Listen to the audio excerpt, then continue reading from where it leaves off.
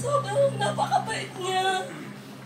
Bilang ama sa amin, sa mga apo niya, sa mga kapatid niya, sa mga kaibigan niya. Hindi namin alam kung paano kami paano kami.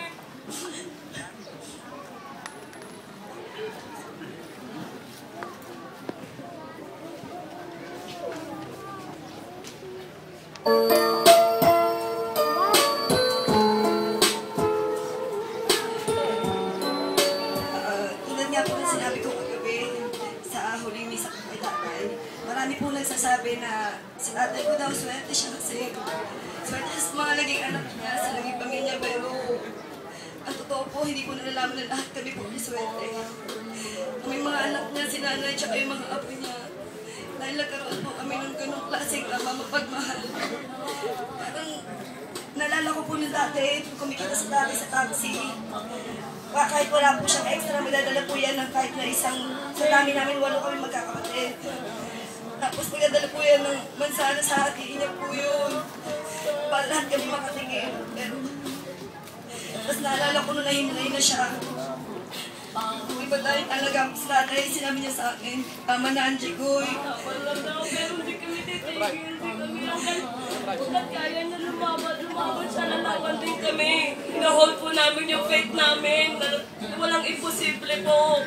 Kaya po nung naging gano'n si tatay, kahit ano sabihin ng ibang tao, bigay kami. Kahit ganyan na sitwasyon na tatay namin, ginawa namin lahat. Bigay kami sa mga sinasabi ng mga tao kasi naniniwala kami na walang imposible ang Panginoon. Pero yun nga po, katulad nga po ng lahat na ang buhay natin, hirap lang natin, di ba po? Kaya kami, dumating sa point na nagdasal kami na sana tulungan kami tanggapin yun nga si tatay sa 8 buwan na pagkakahimlay niya. Napakabait niya kasi kahit na, alam namin na nasaktan siya, pinilit niya yung mahirap yung sakit para unti-unti dumating sa point na to na dumating sa point na kung saan namin siyang i-let go at ibalik sa itaas. Dahil alam namin na sa heaven na siya. At kahit nawala man siya physically, alam namin spiritually. Andito lang sa natin, kasama nating lahat. Kaya po marami pong salamat talaga sa lahat po na simpatsya at nakikiramay po.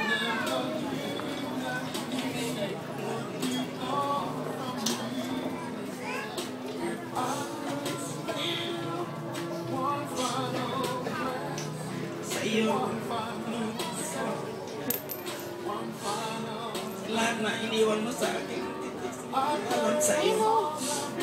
Wala ba ito sa akin?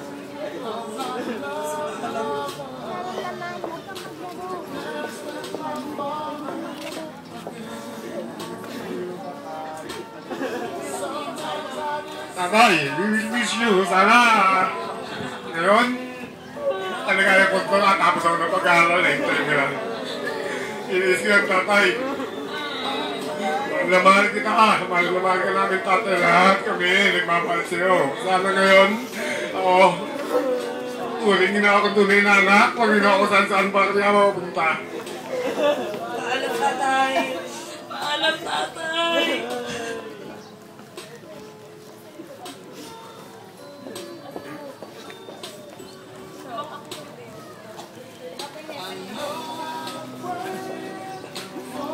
So maraming salamat po, Guillermo family. So ngayon naman po ay magkakaroon tayo ng huling pamamaala.